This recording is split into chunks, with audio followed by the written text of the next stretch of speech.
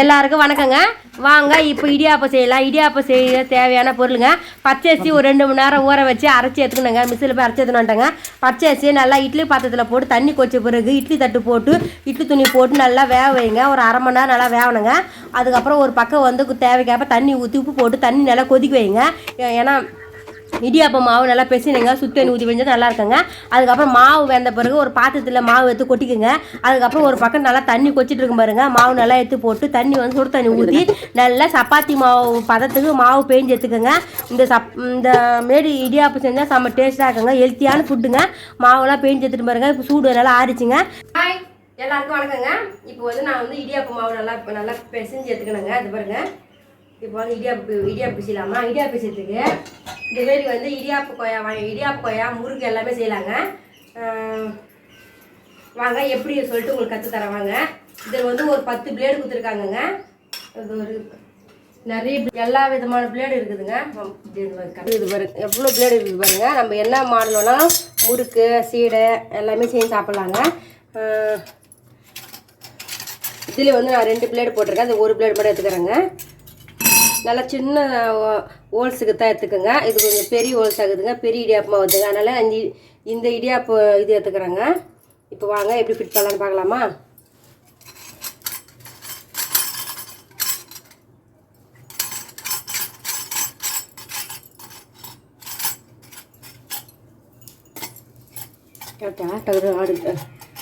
இந்த பாருங்கள் இதுமாரி போட்டுக்கணுங்க. அதுக்கப்புறம் இப்படி இருக்குது இல்லைங்க, இந்த மிஷின் வந்து ஹைட் வந்து மேலே ஏற்றிக்கணுங்க. அதனால் வந்து பாருங்க இந்த ஒரு பட்டனுக்கு இருக்குது பாருங்கள். அந்த பட்டனை அழுத்தினா இப்படி மேலே வந்துடுங்க. இப்போ இதில் மாவு போட்டு நான் டைட் பண்ணிக்கலாம் வாங்க. இந்த பாருங்கள் இப்போ இந்தமாரி மாவு உருட்டி இது பாருங்கள் இடியாப்பு கோயாவில் போடுங்க. லைட்டாக அமுக்குங்க. நான் நிறைய எடுத்துட்டுக்கிறேன். திட்டமாக பாருங்கள்.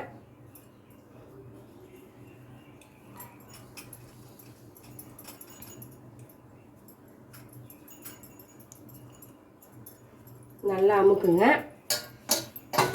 இன்னும் கொஞ்சம் குறையாகுது இல்லைங்க, கொஞ்சம் இப்படி குயக்கட்டமே உருட்டி போடுங்க. அப்போ தாங்க சட்டுனு இது உள்ளே அமுக்கலாங்க. அது பாருங்கள் நல்லா ஈஸியாக இருக்கும் மாவு போட்டுனா. இப்போ வாங்க ஃபிட் பண்ணலாமாங்க. இது பாருங்கள் இப்படி டைட் பண்ணிக்கணுங்க.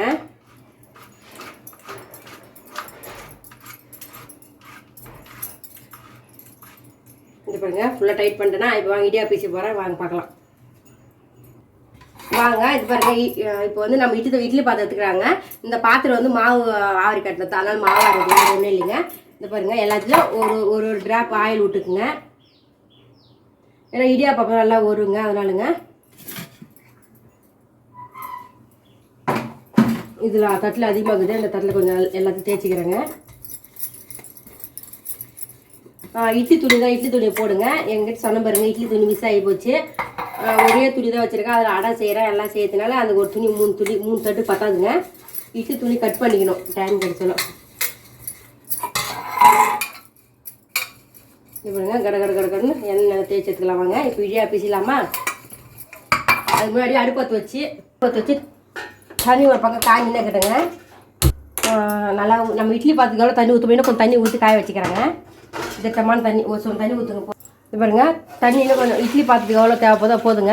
அதை தாங்க தட்டு போட்டு மூடி வச்சுருங்க. தண்ணி ஒரு பக்கம் காஞ்சினே கேட்டாங்க. நம்ம இடியாப்ப பீஸெல்லாம் வாங்க பாருங்கள். இது பாருங்கள் இதாங்க இடியாப்ப பீசிட்டு எவ்வளோ சூப்பராக வருது பாருங்கள். நம்ம ஈஸியான நம்ம பச்சரிசி மாவுலேங்க வீட்டில் கொயக்காட்டுக்கு அரைக்கிறலாங்க, அதே மாவு தாங்க. நான் தனியாக இதுக்குன்னு மாவு அரைக்கலைங்க, கொயக்காட்டு மாவுலே தாங்க இடியாப்பம் பீசிக்கிறேன். பாருங்கள் எவ்வளோ சூப்பராக வருது பாருங்கள் இடியாப்பம்.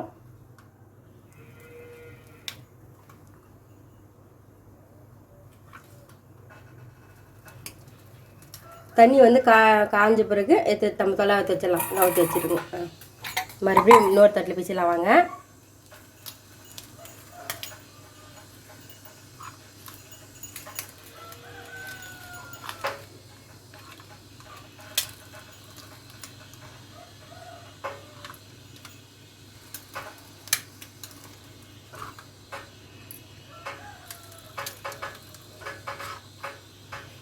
அவ்வளோதாங்க. தண்ணி ஒரு பக்கம் நல்லா சூடு ஏற்று பாருங்கள். அதுக்கப்புறம் இடியாவை பிழிஞ்சிட்டு பாருங்கள். இன்னும் கொஞ்சம் இப்போ 2 தட்டு தான் வருது. 2 தட்டில் பிஞ்சிடலாம் மொத்தத்தையும். மறுபடியும் மாவு போட்டு இன்னொரு தட்டு காலியாக்குதுங்க. அந்த தட்டுக்கு வந்து மறுபடியும் மாவு போட்டு பிழிஞ்சு எடுத்துக்கிறாங்க. இப்போ வாங்க மறுபடியும் மாவு எடுத்து போட்டுக்கணுங்க இடியாப்ப கொய்யால. இது பாருங்க மறுபடியும் மாவு காலி ஆகிடுச்சுங்க. இடியாப்ப கொய்யால போட்டு மறுபடியும் போட்டு நல்லா பிழிஞ்சு எடுத்துக்கலாங்க. வாங்க கொஞ்சம் கொஞ்சம் ஒரு வாட்டி கொஞ்சம் வராது போயிடும், பார்த்து பக்குவமாக பீசுங்க. இவ்வளோ சூப்பராக நல்லா ஒலையும் நல்லா காஞ்சிச்சுங்க. இப்போ எடுத்து வைக்க வேண்டியது தான். நீங்கள் இதே மெத்தட் இடியாப்பம் செஞ்சு சாப்பிட்டு மறக்காமல் லைக் பண்ணுங்கள், ஷேர் பண்ணுங்கள், சப்ஸ்கிரைப் பண்ணுங்கள். ஆள் இந்த ஆப்ஷன் ஏற்றுங்க, பெல் பட்டன் ஏற்றுங்க ஃப்ரெண்ட்ஸ். இப்போ வாங்க இந்த தண்ணி நல்லா ஒலை கொச்சிச்சுங்க. இட்லி பாத்திரத்தை வச்சு வைக்கலாங்க. வாங்க வாங்க இந்த பாருங்கள் அடித்தட்டு வச்சுட்டுனா அதுக்கப்புறம் 2வது தட்டு எதுன்னு பார்த்து 2வது தட்டு 3வது தட்டு வச்சுட்டு நல்லா மூடிடுங்க. 10 நிமிஷத்தில் வந்துடுங்க, ரொம்ப நேரம்லாம் ஆகாதுங்க. அவ்வளோதாங்க 10 நிமிஷம் பொறுத்து எடுத்துடலாம். வாங்க வாங்க இடியாப்பம் வந்து போச்சுங்க. அடுப்பு ஆஃப் பண்ணிவிட்டு இடியாப்பத்தை எடுக்கலாம். வாங்க ஆவி பறக்கும் டீ கடை அது நீ வந்ததினால பூக்கடை அப்படின்னு பாட்டுக்கு பாருங்க. அதேமாரி இடியாப்பம் கை தொட்டு பாருங்கள். கையில் வந்து தண்ணி தொட்டு பாருங்கள். இந்த பாருங்கள் கை நனைச்சிக்கின்னு இப்படி தொட்டு பார்த்தா இடியாப்பம் ஒட்டலை பாருங்கள். அப்போ வெந்துச்சு நத்தங்க. இப்போ வெத்துலாம். வாங்க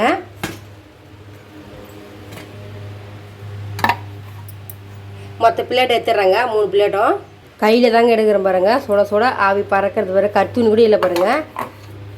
அவ்வளோதாங்க எடுத்து முடிச்சிட்டேன். இப்போ வாங்க இப்போ சாப்பிட்லாமா?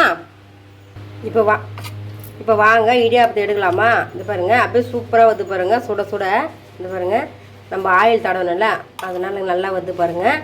கையிலே எடுக்கலாம், இல்லை கை பற்றிக்குன்னு சொல்லிட்டு நான் ஸ்பூனில் எடுக்கிறேங்க. நீங்கள் எப்படி வேணாலும் எடுங்க. அது பாருங்கள். வாங்க மற்ற இடியாப்பத்தை எடுத்து நம்ம பிளேட்டில் மாற்றிட்டு நம்ம சாப்பிட்லாம். வாங்க சரிங்க கையில் எடுக்கிறேன். கையில் கூட பாருங்கள் நல்லா வந்து பாருங்கள். இந்த பாருங்கள் இந்த பாருங்கள் கையில் கூட சாப்பிட்டா வந்து பாருங்கள். இந்த பாருங்கள் இப்போ வந்து ஆவிரிலே இப்போ இட்லியே சாப்பிட்ட டெய்லி போர் அடிக்கலாங்க. அதனால் வந்து இந்தமாரி குழந்தைங்களுக்கு செஞ்சு கொடுங்க. ஹெல்த்தியான ஃபுட்டுங்க. நான் ஒரு டைம் வந்து பூங்கில் அரிசி செய்ய சொல்லித்தரேங்க. நான் செஞ்சது வீடியோ போடணும்னு நினைப்பேன். டைம் கிடைக்கும். நான் தான் வீடியோ எடுக்கிறது இல்லை சரியா. இப்போ எடுக்கிறேங்க. இதை தொடர்ந்து சமையல் வீடியோ நிறைய அப்லோட் பண்ணுறேங்க. மறக்காமல் பார்த்து லைக் பண்ணுங்கள், ஷேர் பண்ணுங்கள், சப்ஸ்கிரைப் பண்ணுங்கள், கமெண்ட் பண்ணுங்கள். ஆள் இந்த ஆப்ஷன் ஏற்றுங்க. இந்த பாருங்கள் சூப்பரான இடியாப்பம் எவ்வளோ சூப்பராக வந்து பாருங்கள்.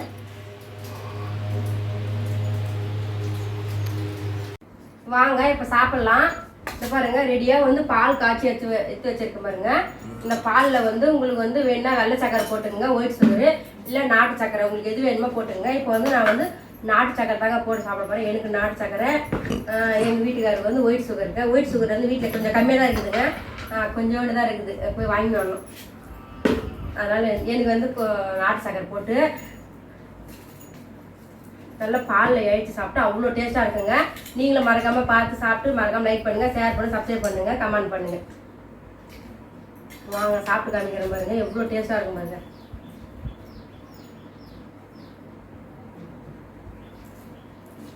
பாருங்க செம்ம டேஸ்ட்டாக இருக்குது இடியாப்பம். பால் நல்லா நிறைய ஊற்றி சாப்பிடுங்க.